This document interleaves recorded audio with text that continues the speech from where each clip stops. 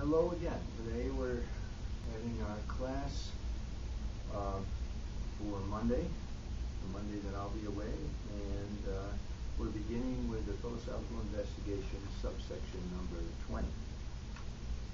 Here he's talking about slabs. Just to remind you, we finished that up last time, I believe, and the point. What was the point? People say, well, slab is a name of a building block, right? Just like pillar is a name of a building block. But slab, in this case, in the case of the builder's language game, A shouts out slab, and B picks out a slab from the choices there, and B brings it to B. In this case, slab is not a name. Slab is a sentence. Slab has a different meaning than simply naming. It's integrated into the activity, and this is true of all words. All words are integrated into the activity of human life. So let's look at number 23. It's on page 14 of our book. Here's where he's summarizing the point that we just made with respect to slab. He says, but how many kinds of sentence are there? Say, assertion, question, and command. Now, if you look at in grammar, your school teacher in grammar says, well, there's imperative sentences, there's declarative sentences, there's assertoric sentences, assertive sentences, and so on. And so that's what Wittgenstein has in mind there. How many kinds of sentences are there? Are there just assertions, questions, and commands? No, there are countless different kinds of use for all the things that we call signs, words, sentences. And this diversity is not something fixed, given once and for all, but new types of language, new language games, as we may say, come into existence, and others become obsolete and get forgotten. We can get a rough picture of this from the changes in mathematics during Wittgenstein's life up to that point. He was writing this in the late 1940s. In his life after that saw a revolution from Whitehead and Russell's Principia Mathematica through the development of non-Euclidean geometries and so on. There were revolutions after revolutions in mathematics. And new language games, mathematical language games are being developed. So he says the word language game is used here to emphasize the fact that the speaking of language is part of an activity, the point that I just made with the slab, with regard to the slab, or ultimately the form of life. The activity of the builders calling and bringing slabs is part of the whole, we imagine, a whole form of life, set of assumptions by which people live their lives. Consider the variety of language games. And he gives this list here. Some scholars have said that the list is amazingly complete. I mean, it's not just a random something that he has picked out of his mind to, in order to write this section. He has thought deeply about it, and he's given a list of very basic language games. Giving orders and acting on them. Describing an object by its appearance or by its measurements. Constructing an object from a description, a drawing. Reporting an event. You can think of the whole language game of journalism, reporting, and you and I do it too. We report to one another about what things that have happened to us and so on. Speculating about the event, reflecting on what it means. Forming and testing a hypothesis. Okay, that's a language game that did not really exist 5 centuries ago. People didn't think in those terms. Presenting the results of an experiment in tables and diagrams. making up a story and reading one. Is making up a story, a different language game than reading one? Indeed. All kinds of different meanings to what's going on there. Acting in a play, singing rounds, guessing riddles, cracking a joke or telling one, solving a problem in applied mathematics, translating from one language to another. You know, how is language used when you translate from one language to another? Requesting, thanking, cursing, greeting, praying. What is praying? A very unique language game. Right? People talk. You know, who are they talking to? In what sense are they talking?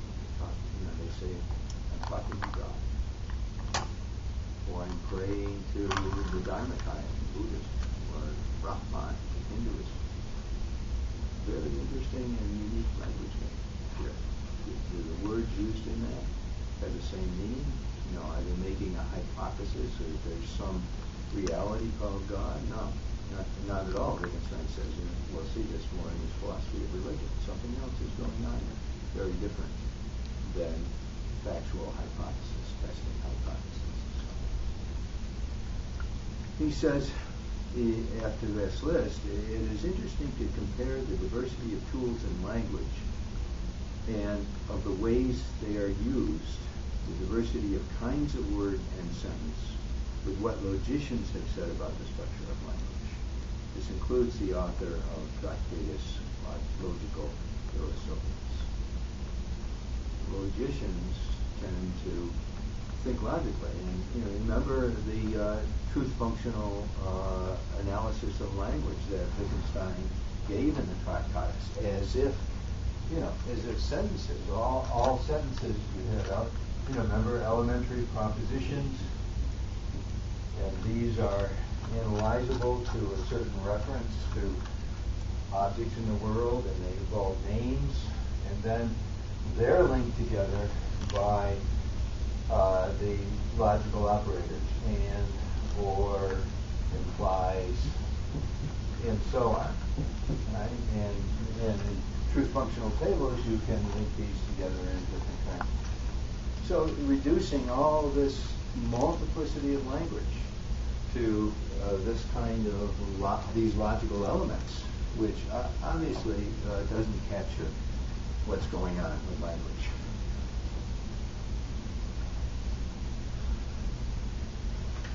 Okay, over the page, top of page 16,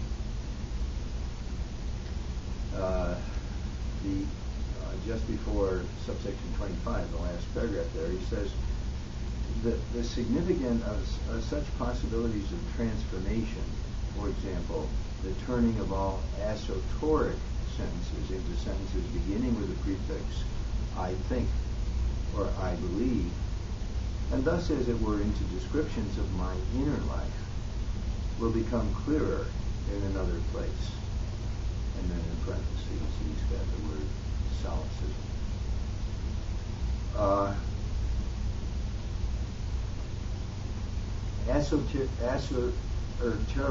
Asoteric sentences are sentences that make claims about the world. And so, if I say this book is got a black cover, I'm making a claim about the world. And some people have suggested, some philosophers have suggested that we preface that with the statement, I believe, or I think that this book is black, in order to emphasize that not all esoteric sentences are true, first of all. They may be true. So what I'm really doing is giving you some sort of a hypothesis about my factual claim rather than an actual factual claim. If I say, I believe this is black, rather than just saying, this is a black book. And so Wittgenstein is just making the point here that later he will in the tractate, in the investigations, later he will investigate these things more fully. So he's not going to do it right here. But he mentions solipsism. And remember his diagram that helped explain the concept of solipsism as he gives it in the Tractatus. Right? It's like consciousness, human consciousness is like the eye.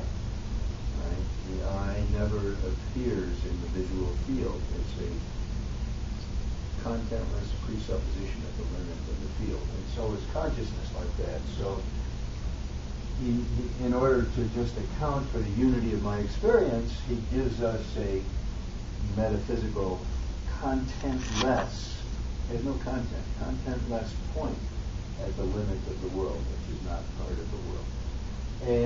And therefore, he says this kind of unsayable mindness characterizes all of our experience. But within that experience, we're always using phrases like I believe, and I think. And we'll see later on when he gets into his analysis that these show up as part of the world that is pure realism.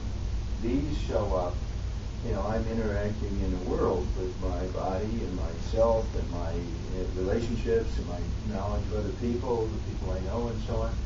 And so these show up not as indicators of some mental reality that transcends the world, but they're part of the grammar of the world that is constituted by grammar in the investigations.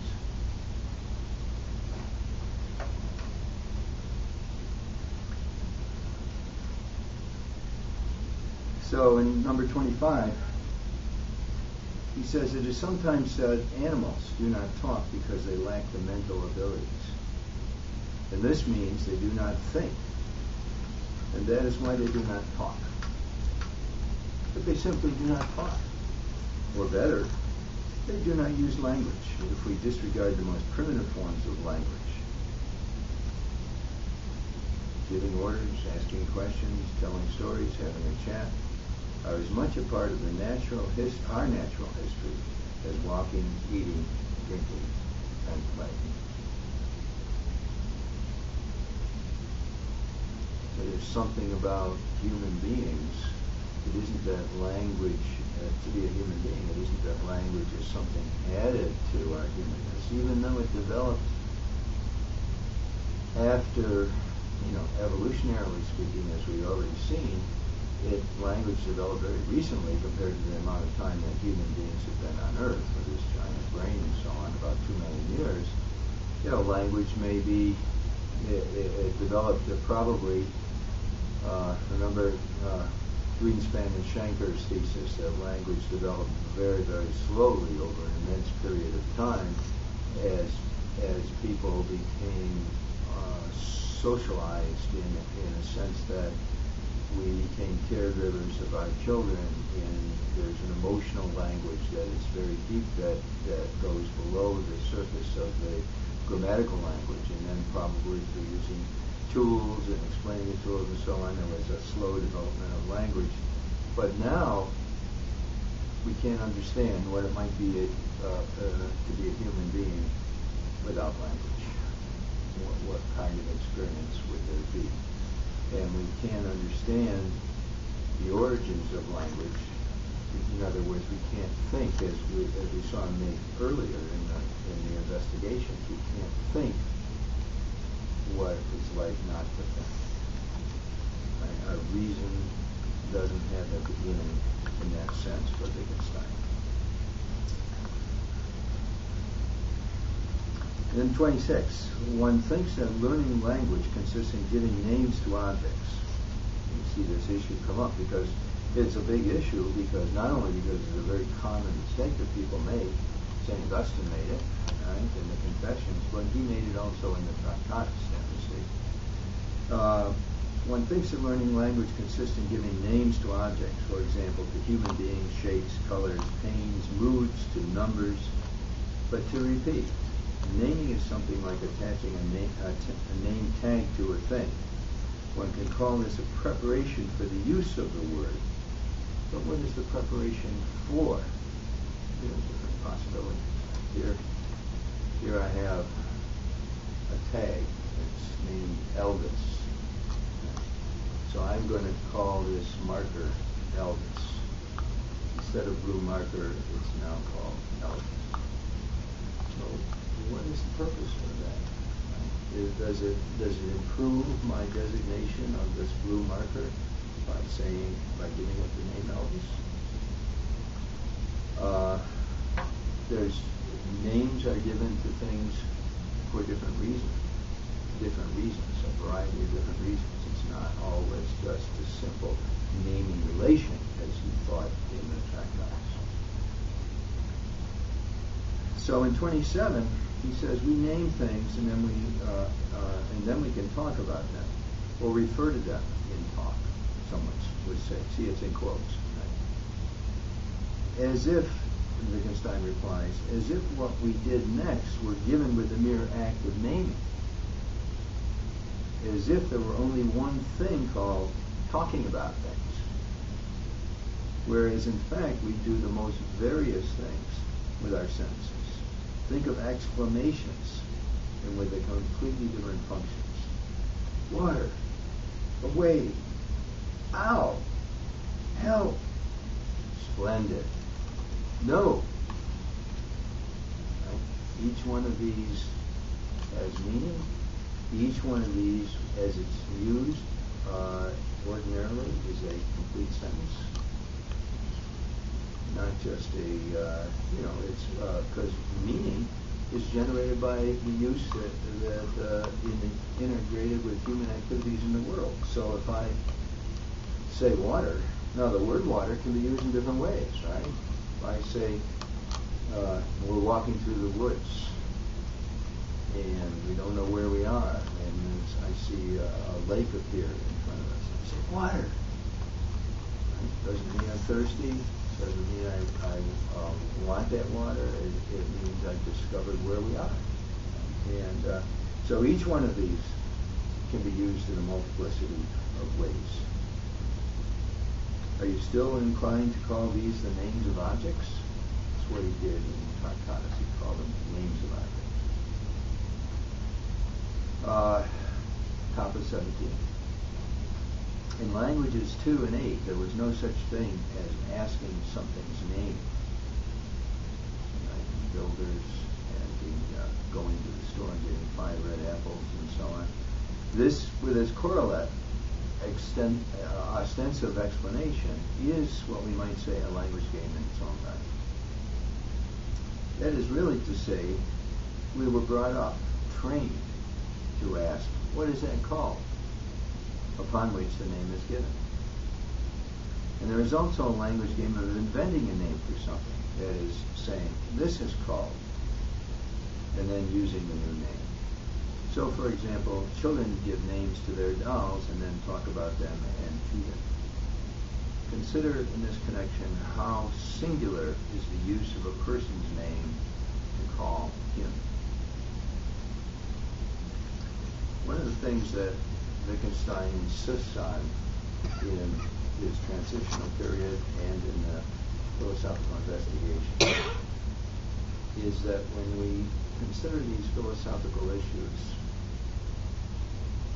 as he puts it, don't think, he says, don't think, look at the details, look at how the word is actually used. People, think, like Plato's thinking, how can I have meaning of the word desk if all these individual particulars are different? There must be, Plato concludes, some essence to them all that makes possible that referring to particulars, and that essence is desk. Wittgenstein said, don't think. Because one of the reasons why, from his point of view, is because your thinking is going to be determined by the grammar. Right? The grammar is sense of the language. But rather look, and that's what he's doing, in the detailed examination. He says, how do we use a person's name? Right? Don't just think, I know how. Look, begin to pay attention to the concrete variety of uses within which we use a person's name. So in 28 he says, now one can ostensibly define a person's name. The name of a color, the name of a material, a number word, the name of a point of a compass, and so on. The definition of the number 2, that is called 2, pointing to 2 nuts, is perfectly exact. Then how can the number 2 be defined like that? The person, when he gives the definition to, doesn't know what it is that one wants to call 2. He will suppose that 2 is a name given to this group of nuts. He may suppose this, but perhaps he does not. He might make the opposite mistake. When I want to assign a name to this group of nuts, he may take it to be the name of a number. And he might equally well take a person's name, which I explained ostensibly. That person is named John, as the name of a color. Say that person is a black person. I might say, John. And he might mistake that as the name of a color, or a race, or even the point of a compass. Right? That is called John. I'm pointing that way. And he's thinking, well, it must be north. His word for north. That is to say, an ostensive definition can be variously interpreted in every case. We already talked about that last class, so I won't develop that much further. If I say no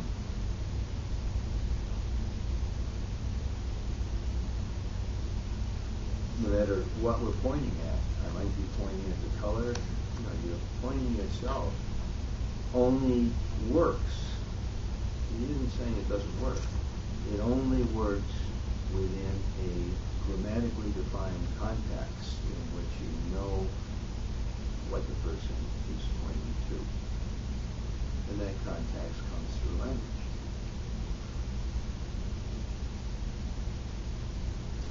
So he concludes there at the end of 28. That is to say, an ostensive definition can be variously interpreted in every case.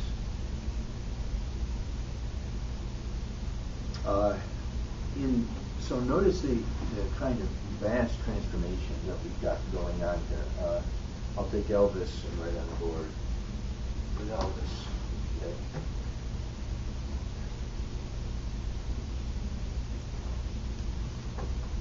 In the Tractatus,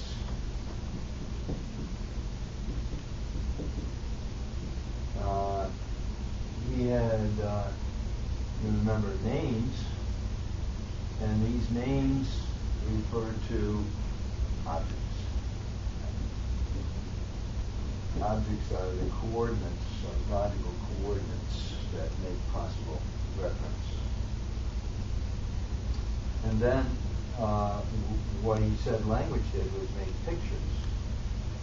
And the pictures that are not like the pictures of an artist, although that they operate in the same logical way, but they're logical pictures inherent in language.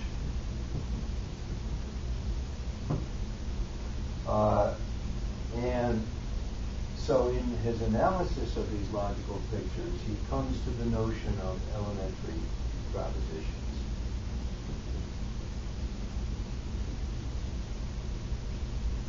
You have to get rid of the complexity of ordinary language, and get to the most elementary forms of ordinary language.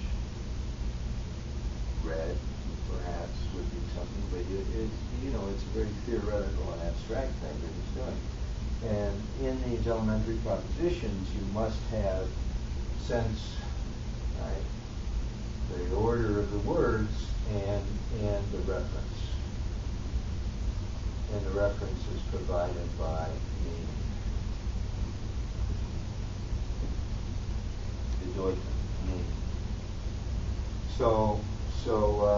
what is named the forms of objects?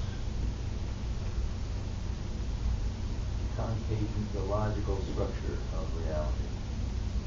So elementary propositions and the logical structure. Okay, well, in the investigations,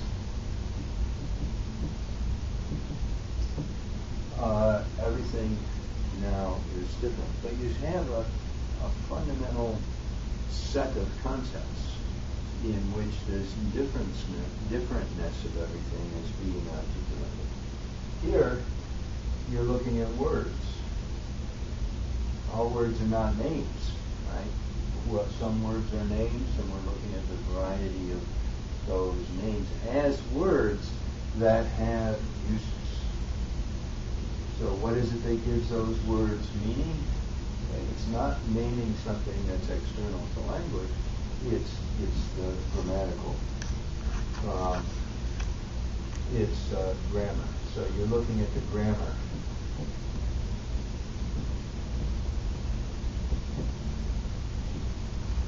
And we'll see this is not the grammar of the ordinary grammarian, the kind of grammar that you and I learned in 6th grade or whatever.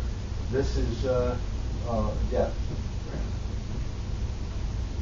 It has depth. He's going deep into the specific analysis of these words and so on. So now words become instruments or tools.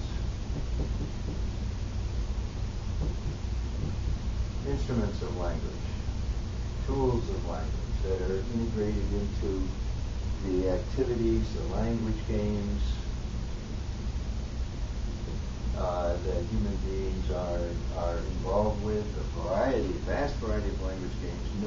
There's no essence to all language games, but this is all we do is involve ourselves in these things, and they're within forms of life. That is, the activities integrated with the world so intimately that you really can't separate language from the world in any systematic way. You can't say what there is about the world that language refers to, independently of using language.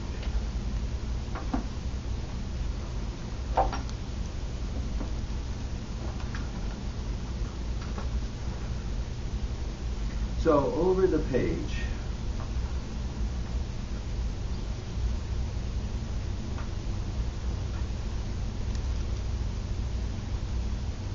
he makes this point a number of ways. He's going to look at it carefully. And so in 29 he says, perhaps someone will say two can be ostensibly defined only in this way. This number is called 2. Where the word number here shows what place in the language, in grammar, we assign to the word. Okay, so what the person who says 2 can be ostensibly defined, right? Here's 2. Right? I call this 2. Not only can this be variously interpreted in every case, but now he's saying you can't ostensibly define this without indicating, using grammar to indicate its logical place in the grammar of the language. So what I'm saying, when I look at this, I say, this number is called 2. This is called 2. This is called 2. Right? And the this is within a grammatical context, which makes clear what I'm talking about. So in number 30,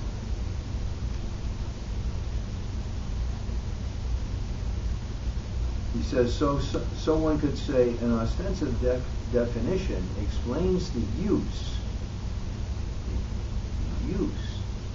meaning of a word. Now, use and meaning are integrated here.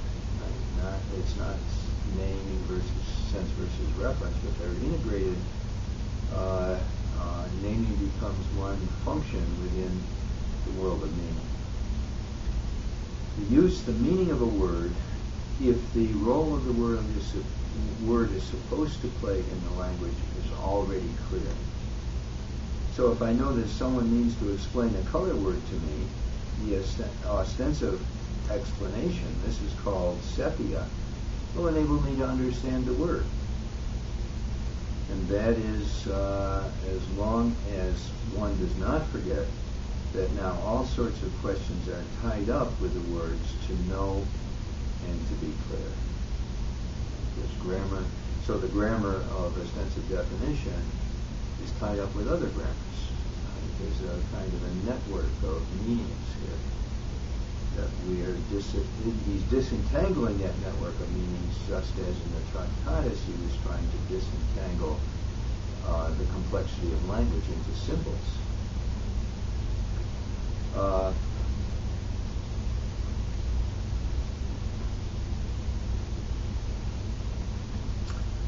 All right, let's look over page 19.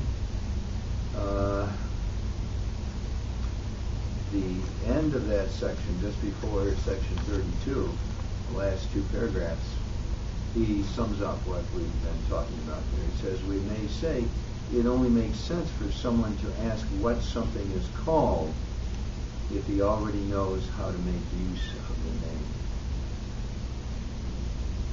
The grammar sets the framework for us making use of the name. Meaning is prior to naming. The meaning has to be there before we can say, this is called Elvis. 32. Someone coming into a foreign country will sometimes learn the language of the inhabitants from ostensive explanations that they give him. And you will often have to guess how to interpret these explanations. And sometimes you will guess right, sometimes wrong. If you've ever been to a foreign country, you've experienced that, just as I have. And now I think we can say, Augustine describes the learning of the human language as if the child came into a foreign country and did not understand the language of the country. That is, if he already had a language, but not this one. And there's the thing. You go to a foreign country, you're not like the child who's learning language. You go to a foreign country, you already have a language. And so when someone says, well, what is the name of this? And someone in Spain says, El Libro. But it's sometimes one interprets what they're answering correctly, and sometimes not correctly. Right? They may be referring to the color.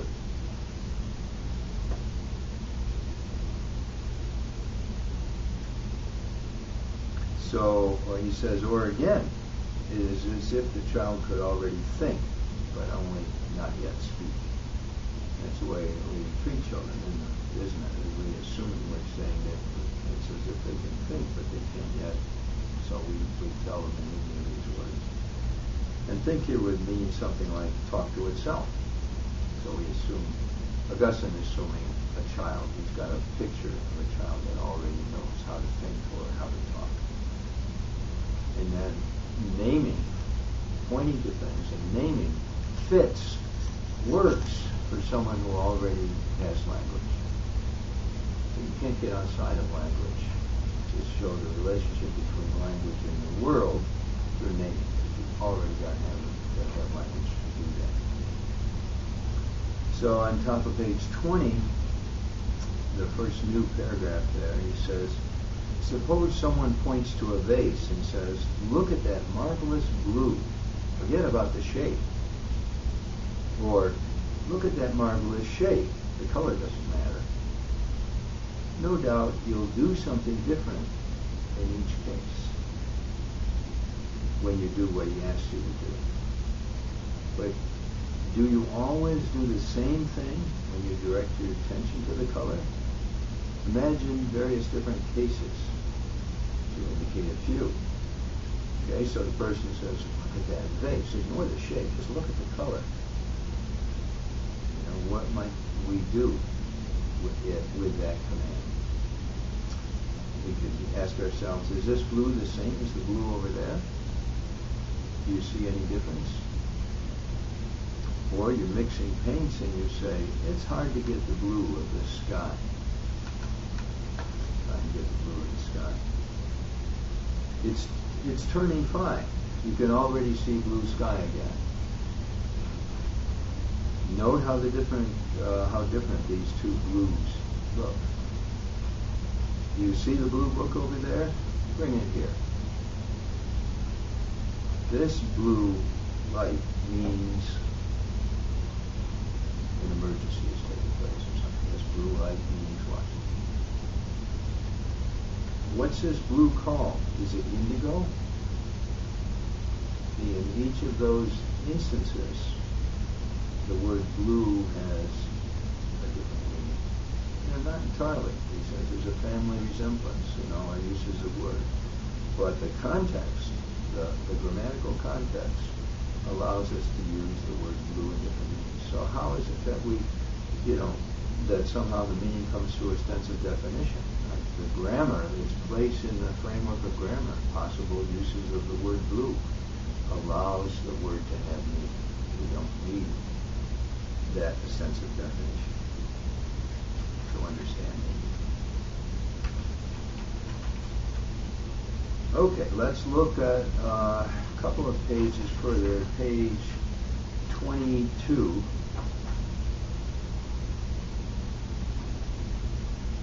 He continues with this theme of the blue. At the top of the page, what's going on when one means the words, that is blue, at one time as a statement about the object one is pointing at, and another as an explanation of the word blue. That is blue. And now I'm explaining to you what blue means. I say, oh, that is blue. Well, in the second case, one really means that is called blue. Then can one at one time mean the word is, as it is called, and the word blue as blue, and another time mean is as really as is? It can happen that from what was meant as a piece of information, someone derives an explanation of a word. Here lurks a superstition of great consequence. Can I say boo boo boo and mean if it doesn't rain I should go for a walk? It is only in language that I can mean something by something. This shows clearly that the grammar to mean does not resemble that of an expression to imagine and the like. So where does meaning come from? He's looking at the grammar of the word to mean in relationship to the word blue. And then in 36, he introduces something that he'll go into much more deeply later on in the book. And we do here what we do in most of similar cases, because we cannot specify any one bodily action which we might call pointing at the shape, as opposed to the color, for example. We say that a mental, spiritual action corresponds to these words. Where our language suggests a body and there is none, we should like to say there is a spirit.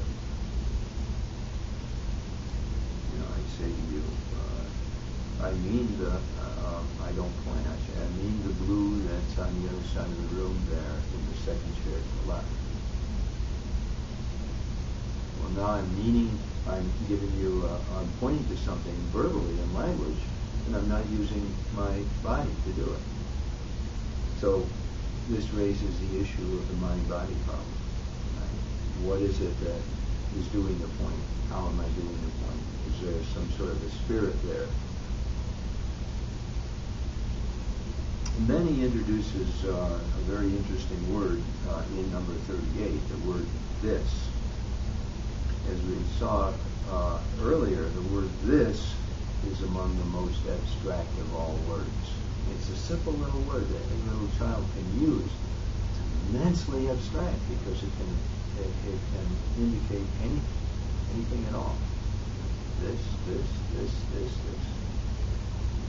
So he says in 38, but what, for example, does the word this name in language game 8? Or the word that in the ostensive explanation, that is called X. If you don't want to produce a confusion, then it is best not to say that these words name anything. Yet, strange to say, the word this has been called a real name by some philosophers, so that anything else we call a name was only one in an inexact, approximate sense. Because when some of the early philosophers in the logical positivist tradition of the 1920s were trying to give ostensive definitions, they were using the word this. They would say, I mean this. G.E. Moore has got a theme that he writes about called common sense, and he wrote a book called In Defense of Common Sense. And, it's common sense, Moore says. Well, Wittgenstein is going deeper than Moore. Remember, in the transitional period, Wittgenstein says, the world of common sense, the everyday world that people never analyze and never question, is anathema to the philosopher. The philosopher wants to question and think about it and analyze it and get deeply into the problems that are involved in that everyday world. But then when the philosopher becomes clear, the philosopher returns to the world of common sense in a transformed way. Now there is a deep understanding, a deep awareness that maybe ordinary people don't have, and this has been associated with Zen, as we saw in the translational period. And so that's in the background of what he's saying here, right? The ultimate name, G.E. Moore might say, is this, because it allows us to give a common sense, ostensive definition to things. This odd conception springs from a tendency to sublimate the logic of our language, as one might put it. The proper answer to it is we call very different things names. And the word name serves to characterize many different, various related kinds of use of a word. But the kind of use that the word this has is not among them. Okay, so Wittgenstein, in analyzing the grammar, the depth grammar of the word name, and analyzing the depth grammar of the word this, sees they're in a relationship in their connection, but the depth grammar of the word name has very little relationship to the depth grammar of the word this. Skipping one paragraph on page 23, he says this is connected with the conception of naming as a process that is, so to speak, occult. Right? Naming seems to be a strange connection of a word with an object. And such a connection really obtains, particularly when a philosopher tries to fathom the relation between a name and what is named by staring at an object in front of him and repeating a name, or even the word this innumerable times. For philosophical problems arise when language goes on a holiday. Famous statement. And then we may indeed imagine naming to be a remarkable mental act, as if it were the baptism of an object. And we can also say the word this to the object, as it were, address the object as a this. A strange word, this word. A strange use of this word, which perhaps occurs only when philosophizing. So one thing the philosopher's done, and we go back here to, he may have in mind G.E. Moore's In Defense of Common Sense G.E. Moore is actually is trying to address Descartes' famous systematic doubt. Remember, we've talked about this, Descartes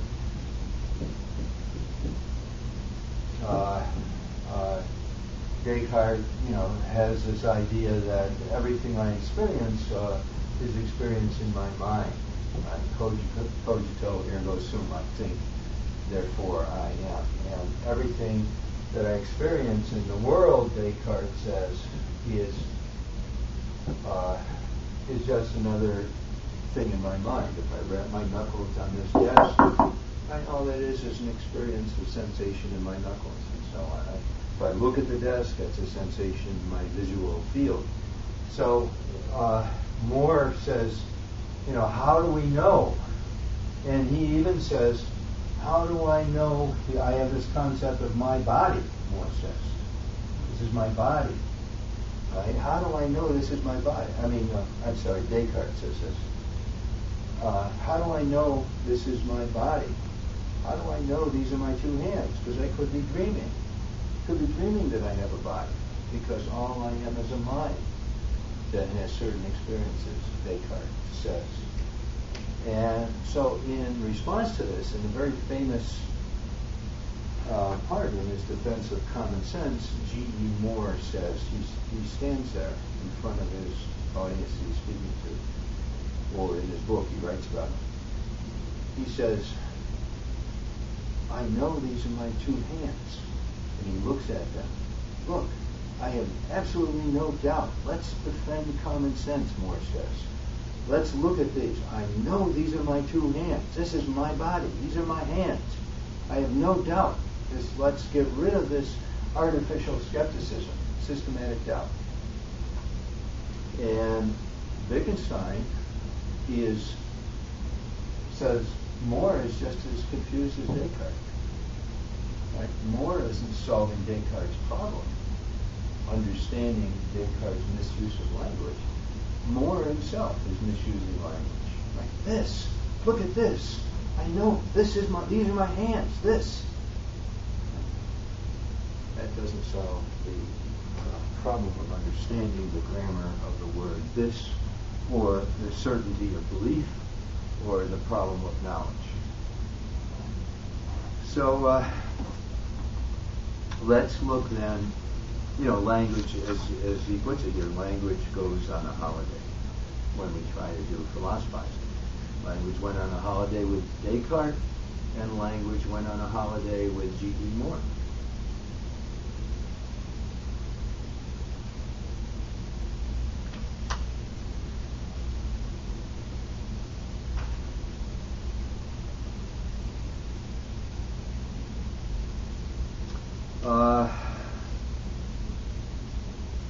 Let's look then in looking at the grammar of language on number 40, page 24, he distinguishes the meaning of a word from the bearer of a word. So there he says, let us first discuss the following point in the argument, that a word has no meaning if nothing corresponds to it. It is important to note that it is a solecism to use the word meaning to signify the thing that corresponds to a word. That is, to confound the meaning of a name with the bearer of a name. So when Mr. NN dies, one says that the bearer of the name dies, not that the meaning dies. And it would be nonsensical to say this, for if the name ceased to have a meaning, it would make no sense to say Mr. NN is dead. So what philosophers have struggled with a conundrum. Let's see if he talks about it here someplace.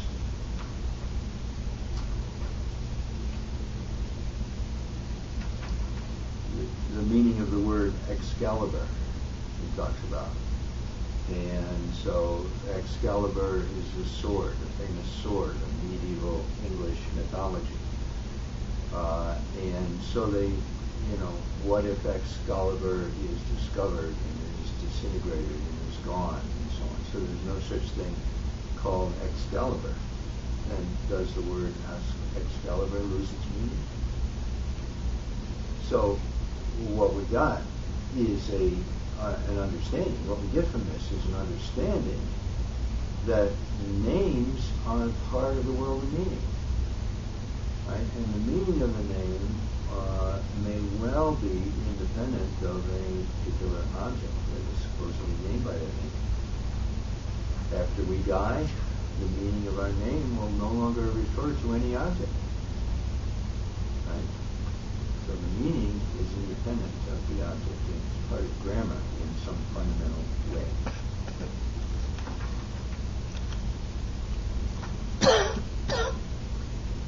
In number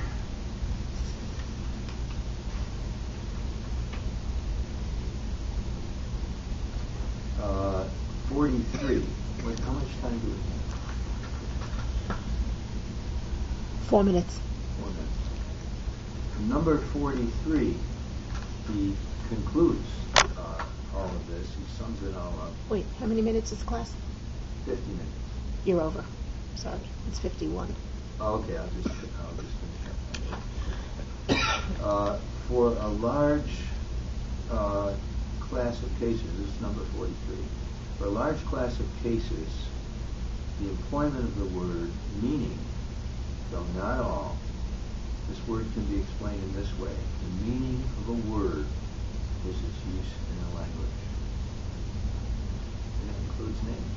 The meaning of a word is its use in a language.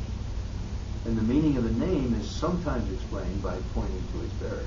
Sometimes, not all the time. So let's look at number 46. He gives a quotation there from Plato's Tractatus. Plato's Theaetetus. What lies behind the idea of names names really signify symbols of some sort? Socrates says in the Theaetetus, quote, "If I am not mistaken, I have heard some people say this.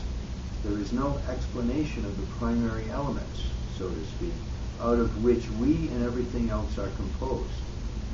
For if everything that exists in and of itself can be signified only by names, no other determination is possible, either that it is or that it is not. But what exists in and of itself has to be named without any further determination. In consequence, it is impossible to give an explanatory account of any primary element, since for it there is nothing other than their naming. After all, its name is all it has. But just as what is composed of the primary elements is itself an interwoven structure, so the correspondingly interwoven names become exemplary language. For the essence of the latter is the interweaving of names."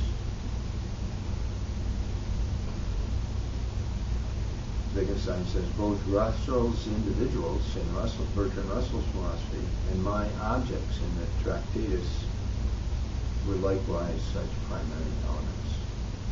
The argument of Plato's Theaetetus that is being given here, that these symbols need to exist and that these symbols must have names if we're going to use language at all, is the same argument, similar to the argument that Russell used and that he used in the Tractatus. So,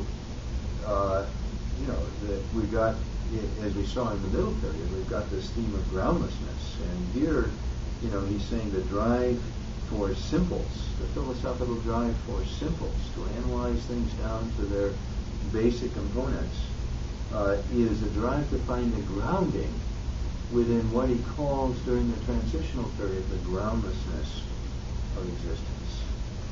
Right? Existence. So where is existence grounded? Right? If you can't find symbols to ground language and to ground meaning, where is it grounded? It's grounded in grammar, and usage of language. It's grounded in language names. All of human existence is Okay, let's stop there, and we can pick up. You'll watch the movie next time, right? And you'll see. Please pay attention to what John Searle says about this whole thing, his project, and so on.